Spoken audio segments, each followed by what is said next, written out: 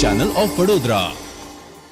સાવરકુંડલા લોહાણા મહાજનવાડી ખાતે શ્રી રઘુવીર સેના દ્વારા શ્રી રાંદલ માતાજીના 108 લોટા અને જ્ઞાતિ ભોજનનું આયોજન કરવામાં આવ્યું હતું।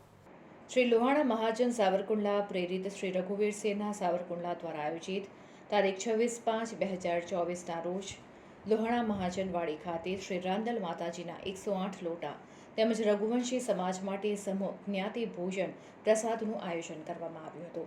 આ દિવસે રવિવારે સવારે 7:30 ગણપતિ પૂજન, 8 કલાકે માતાજીની પૂજા, બપોરે 11 કલાકે કુંવારિકા પૂજન અને 12:30 મહાપ્રસાદ, જ્યારે દૂધ ધરાવી સાંજે 6:30 અને તારીખ 27/5 સોમવારે સવારે 7 કલાકે માતાજીની ઉત્તર પૂજા સહિતના ધાર્મિક પ્રસંગો યોજાયા હતા।